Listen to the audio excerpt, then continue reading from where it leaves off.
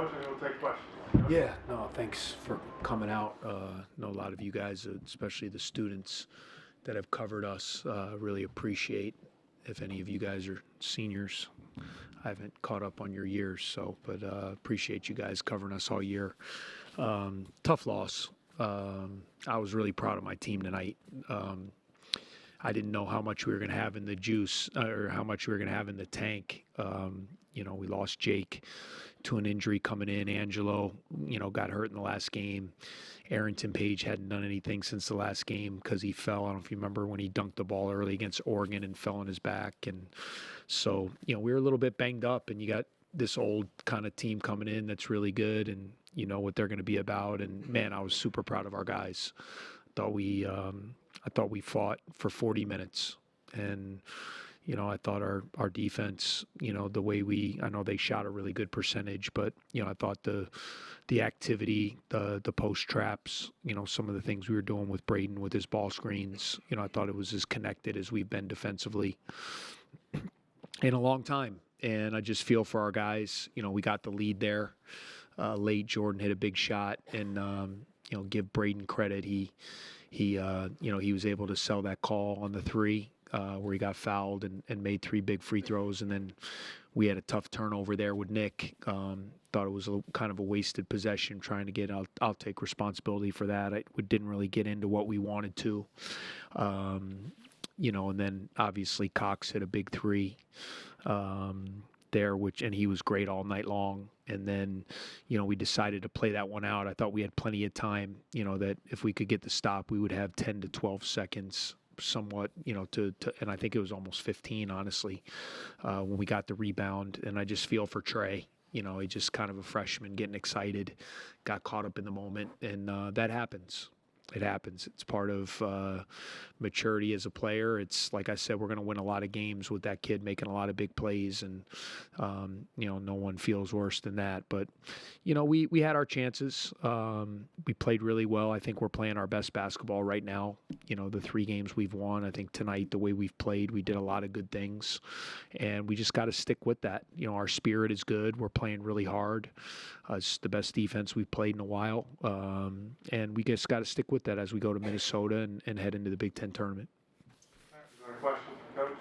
Matt? Coach, you had Brooks come back to the program a couple days ago, and you obviously have Nick's senior night tonight. Just kind of, what has kind of been the emotional process the past few days of seeing Brooks again and then Nick's last home game? Yeah, it was cool. I didn't know. I knew Brooks was coming to town. He and my son are really close. They came in together in Northwestern. They're like brothers. So I happen to hear his voice on FaceTime pretty much every night. So I usually get a nightly check-in. What's up, Brooks? How you doing? So I knew they were coming to play the Bulls. Didn't know he was coming over to practice. That was cool. And it was actually his birthday. So it was just great to see him. He loves this place, loves this program, loves all the guys, and we love him and are so proud of him. So that was really cool to have him here. And, then to see Nick, be the leader and warrior that he is. I mean, I don't know how you can't watch the game like that tonight. And our starting point guard doesn't play. We got all these young guys who are trying to figure. And if you don't think that guy's one of the best players in the Big Ten, like I don't know what people are watching. And I know our record, might not be worthy of being named a first-team player or this and that. But God, I mean, I can't imagine anybody else in the league being able to carry a team, the way he carries us. And not just with his scoring, with his leadership, with his heart, with his emotion, the way he's embraced kind of being the big brother with these guys this year. I am just so proud. And it's a bittersweet because I'm so proud of him, of who he's become and the player he is and the man he is. But it's bittersweet because I'm not going to get to coach him that much longer, and that's always sad for me when you have a special relationship with a player and you go through 4 years. And I even mentioned it to Purdue's 3 guys. I mean, some of the stats that are being thrown out about how few guys are staying 4 years at the same place. I mean, someone said there's like 20 guys in the Power 5 leagues that started as freshmen and ended at the same school. And there's only 10 in the whole Big Ten conference. And you had 4 of them tonight. The 3 guys on Purdue who I have so much respect for, and Nick. And to me, that's still, and I'm not against transfer, and I'm not against the rule. Like, there's a new landscape, and things are always evolving. But man, to me, there's still value in the journey of a 4-year journey, and to be a part of that journey with Nick and to see how far he's come as a player, as a leader, as a man. It's been a special to have a small part in it, and I'm just really proud of him in every way. When you think about the defense, especially you've been defending some of these 4-year players like Braden, could you describe the defensive effort that Jordan and some of the other younger guards had on Braden today? Yeah, I thought we did our best. He's such a good player, and he's so crafty and so smart. I had gotten a call from my teammate Bobby Hurley today. He was still basking in his win over Kansas. And he said in his Jersey voice, "You better not let that little you-know-what break my record tonight." The assist record. I'm just kidding. But I certainly had visions of him getting about 20 assists, and then Bobby getting really mad at me for playing a part in his record going down. But, we tried to do our best. Braden is so good in ball screens. We were very aggressive. It's kind of the most aggressive we've been with him in the past in terms of trapping and trying to, stay with him and getting him to get the ball out of his hands and kind of make others kind of beat you. And you got to pick your poison. So, I mean, if you would have said to me before the game, Kaufman-Wren's going to have 11 points, Lawyer's going to have 10, and Braden's going to have 7, I would have thought we had a great chance to win. But that's where you got to tip your cap to a guy like C.J. Cox. He really stepped up, made big threes, but also made some big pull-up jump shots, had a couple big offensive rebounds. He's a terrific defender. I thought he was the star of the game for them. But we tried to do the best we could. I mean, the 2 ball screens with Braden and then the post-ups with Clough and Kaufman-Wren. And I thought for the most part, they're going to score. They shot a good percentage, but I thought we forced some turnovers. They're a very efficient offense. I thought we kind of got them off their spots a little bit and took them out of rhythm, and it really gave us a chance to win the game. Coach, Gus and Blake didn't get a chance to check in tonight, but I was wondering if you could talk about the impact of these 2 well-respected seniors. Yeah, I mean, both of those guys have been awesome parts of our program, and to have those guys come in together as freshmen, what they bring. You guys don't see them in the game, but what we see every day, they're a part of our scout team. So every time we play, for instance, playing Purdue, they got to learn Purdue's offense. They got to try to do the best they can in a couple days of practice of giving us the best look to get ready for every game. And the way they take pride in that as they become older players. Blake Smith was a captain this year. I think there's no greater honor. A captain of a team to me is something that means something. And for him to be named the captain just kind of shows his value in our program and how important his voice is. And, both of those guys, really proud of them. They're both studs. They're going to be on their way when basketball ends. Hopefully they'll hire me one day when I'm some old thrown away coach that's looking for work. I'm going to call those 2 guys because they're 2 studs, and I'm just really proud. I mean, they're a part of, I don't know the numbers because I don't dive into it, but this class has got to be one of the winningest classes. I mean, it's 3 winning seasons in a row, 2 NCAA tournaments, 2 20-plus win seasons, 22 win seasons, whatever it was. Got to be some of the winningest players that have ever played here. So there's value in that, and just really proud of those 2 guys and what they've meant in our program. Any more questions? Gavin? Coach, Trey's turnover at the end is probably going to be the one that most people point to and pay attention to, but there were a lot of other kind of a little bit of rushed transition mistakes. Yes. Angelo goes for Yes. the lob, and Yes. we kind of can't convert on 2-on-1. Yes. Yep. Is a lot of this just kind of a learning and experience thing, or how do you get those out? Yeah, I moving mean, to the next season? and that's what I talk to the guys about. We, forget about the last turnover. I honestly thought we cost ourselves 10 to 12 points in transition. And I wanted to, on 2-on-1s, 3-on-2s, where we missed layups. We didn't convert, like you said, on a lob there to Angelo. One time we dropped it to Angelo. He turned it over. Nick, one time we had, and he had a layup, and I think he was thought the shot clock, so he shot a floater. He was by himself right at the basket. We cost ourselves a chance, and against good teams, you got to be real careful. That's going to come back to bite you.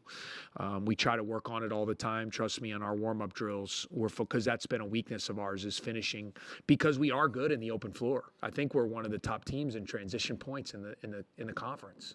So imagine what that would look like if we actually finished the way we can. So work in progress. We're going to learn from all these. It sucks going through it. It sucks to lose games because they beat us, give them credit. But I really felt like our effort and the way we played was worthy of winning tonight. And when you have that and you don't win, it hurts a little bit more. And I feel for our guys, but there's no question they're going to bounce back, be resilient, and be ready to go on Saturday night. Coach, you guys had 8 turnovers. You guys forced 8 turnovers in the first half, and then only forced 1 over the final 10 minutes.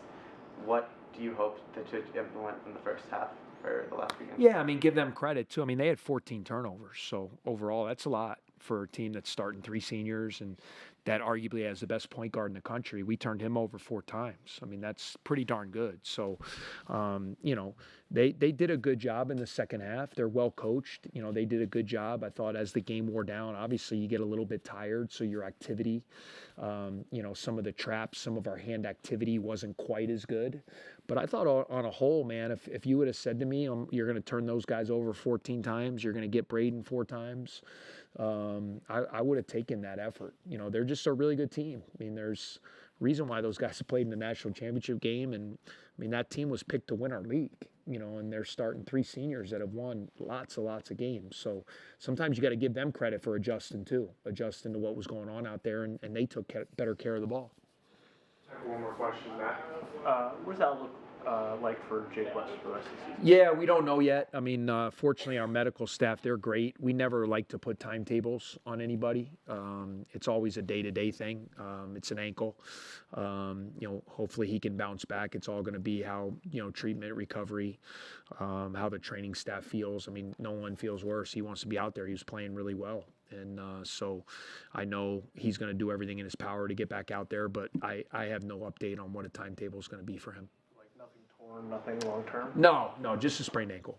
So which is good. So it's that's the positive. All the tests and everything were clean. So he's he's just got to get back. As you guys know, those can be painful and debilitating. So it's all kind of how his body deals with the treatment. And we have the best trainers, staff, and doctors around. So whatever they're going to do, they'll do the best to get him out there as quick as possible. Okay, that wraps up. All right, thank you guys for being here. JR here. Were any questions for both these guys? Matt? For Nick, saw on social media that Brooks was back with the team the other day to visit practice. Thinking about that visit, the history of the program you've built together, and then now this on your senior night. What has it been like for you emotionally to go through this week? Yeah, all day today, I was just super anxious, stressed, nervous, just sitting around, just waiting to play, waiting for this moment. Yeah, it's a moment that I thought about, but most of it was because of what happened last year when we played there, and I just got completely shut down. I just remember driving back from that game and just questioning my abilities, questioning my future, and I've just been so stressed and nervous throughout these last couple of days in practice and today, just getting ready for this game. And it was amazing to have my family here and live this experience and just try to. I'm sad I couldn't give back, as much as I wanted to this program because it's given me so much. Jake? JR, how much of a desire was there tonight for you guys to just get the result for the seniors? We've been playing our best basketball. We won 3 in a row before this, and we're finally figuring out how to win games and close out games. This is another opportunity for us. A lot of plays down the stretch that we could have made. Obviously Nick and all of them their last game trying to win it for them against a good team. It was a good game. It could have went anybody's way. But we just got to continue to just keep playing hard. We got another game on Saturday, and we got to win that one. So.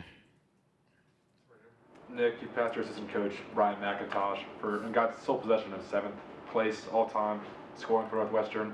What does that say about the legacy you're leaving behind?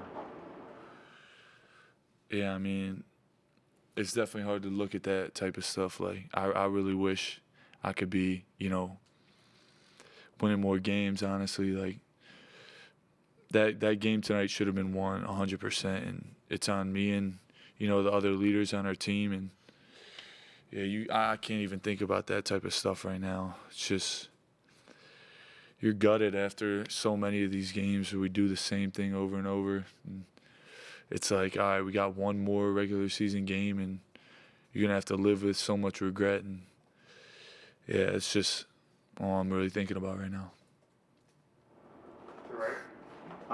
Nick, you put up 19 points in your final half in front of the Welsh-Ryan crowd. What did that mean to you? Yeah, as I said, I appreciate, the community really rallying around us these last 4 years. It's been great, through ups and downs. We have 5 wins. There was no need for it to be, that packed in there today. And it's just so appreciative of the community. And, when we got here, it wasn't like that. When I got here, it was, we played Pitt, first high major game, and it was a little dead in there. It was a ghost town. And, to have it become what it is today, it's a blessing. Any more questions? Chris? Nick, we're talking to Coach Painter at Purdue. He was talking about the different ways they're trying to throw defenses at you, and he's described you as kind of a herky-jerky player. I mean, how much pride do you take in the amount of distress you're giving coaches defensively and that kind of stuff? Yeah, I mean, I obviously think Coach Painter is a great coach, and that program's just unbelievable, the battles that we've had since I've been here. And, yeah, I don't know necessarily if I take pride in it, but I definitely, I'm just grateful that so many of these guys stepped up today and gave us our best shot to win. Jayden, when did you know that Jake wasn't going to play today, and then what was it like to kind of be back in that sole lead point guard role? Jake, he was game time decision. So, all the way leading up to the game, we didn't know. Whether he was playing or not, I just had to be ready to play whatever role that the team needed me to play, whether that was playing off or playing on the ball. And, once Jake said he wasn't going to play, then I knew being back at the point guard, the ball was going to be in my hands more. So, we missed Jake out there for sure, so hopefully he gets back soon. Jayden, you saw the applause and respect that this group of seniors got tonight. What lessons do you want to take away from them heading into your final year next season? Just like the fight that they show, no matter what the circumstances are. There's a lot, like Nick said, there's been a lot of ups and downs even in this season, but they continuously fight. Like Justin hasn't played in a number of games, and he came out there fighting, playing his ass off. Smitty, obviously the moments that he's had throughout his career here, being a walk-on and, getting in there and just fighting for the team. So just, like Nick, just fighting, continuing to fight and play for the Northwestern community. Nick, what's one lesson that you hope that each of the underclassmen takes away from you as you prepare to leave the program? Yeah, I think there's a lot of lessons that Coach has taught me since I've been here. And, yeah, I haven't got to talk about just what he means to me. Just push me to be the best version of myself every single day. And he always talks about just being a man and not letting people down, discipline, being there for each other every single day. And that was something that I really took to heart. And, he truly is a man of his word. He pushes me to be my best every single day. And I'm just so grateful for him. He's changed my life, and all these coaches just pouring into me, pouring into my teammates. That's what it's about, At the end of the day, those are going to be lifelong relationships, as it is with these guys. But, the amount of work that they put in to develop me, man, you guys don't even know, how much time they spent and just, how much I appreciate that. And so I definitely leave with that. I'll tell these guys, we always do our Bible study. I'll just tell them to trust God. And he has a will, and you trust his will, and, everything's going to be okay. And that's what I would try to leave with these guys. But Coach has left me with so many lessons, that I can reflect on. Okay, that wraps us up. Thank you.